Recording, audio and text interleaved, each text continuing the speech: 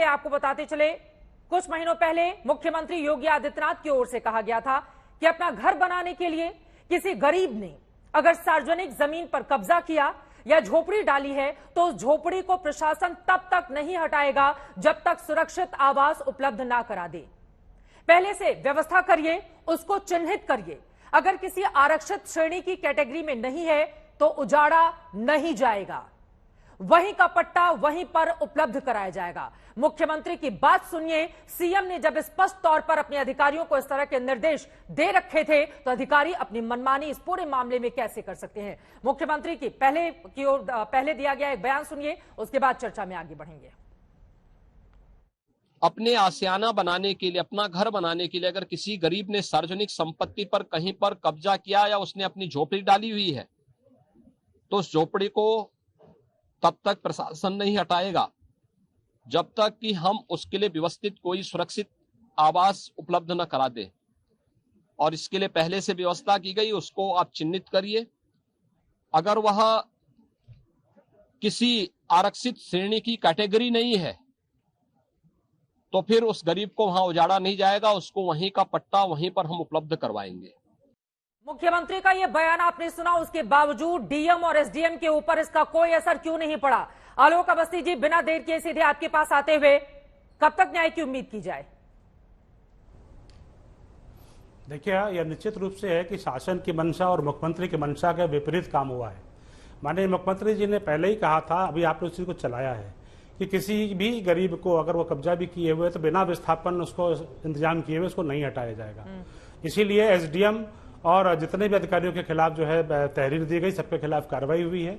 SDM का कर्तव्य था कि वह मुख्यमंत्री जी के निर्देशों का पालन जमीन पर करवाए, यह उसने बहुत बड़ी भूल करी है और उसके खिलाफ हत्या की मुकदमा दर्ज किया गया है। साथ ही साथ लेखपाल, कानूनगो, तहसीलदार, जो भी इसमें जिस भी पीड़ित वर्ग ने जिसको भी एफआईआर की है, हमने उनको जो है निरुद्ध किया है। परिवार की ओर से लेखपाल और जेसीबी के ड्राइवर को गिरफ्तार भी कर लिया गया है। ठीक है, परिवार की ओर से डीएम एसडीएम दोनों का नाम लिया जा रहा है। और कार्रवाई एफआईआर दर्ज कर लेने से क्या होता है? अब तक क्या कार्रवाई हुई है? अधिकारियों के खिलाफ क्या कार्रवाई हुई है? आलोक अवस्थी जी। चित्रा जी, मैंने बताया 2 गिरफ्तारियां हो चुकी हैं, अन्य का प्रयास किया जा रहा है। लेखपाल सरकार और साथ ही ड्राइवर की गिरफ्तारी हुई है। विस्थापित के साथ लेखपाल और ड्राइवर की 2 गिरफ्तारियां हुई हैं। बाकी के खिलाफ कार्रवाई कब होगी? अभी शुरुआत हुई है चित्रा जी, अभी शुरुआत हुई है।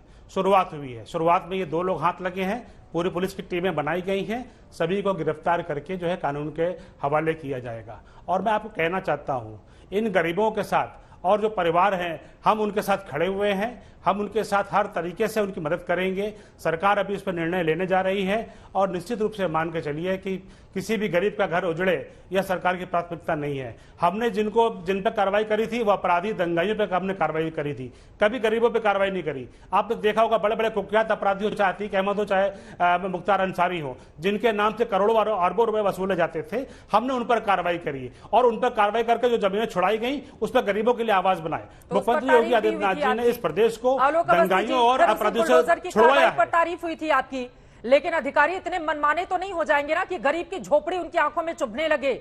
और मुख्यमंत्री की ओर से अगर स्पष्ट निर्देश था कि किसी भी गरीब का घर इस तरह से नहीं उजाड़ा जाएगा तो उनके हाथों में इतनी ताकत कौन दे रहा था कि उनके हाथ तक नहीं कांपे एक गरीब की झोपड़ी उजाड़ने के लिए? मां बेटी जिंदा जल गए और अभी तक कार्रवाई के नाम पर लेखपाल और ड्राइवर को सिर्फ गिरफ्तार किया गया है। आलोक अवस्थी जी,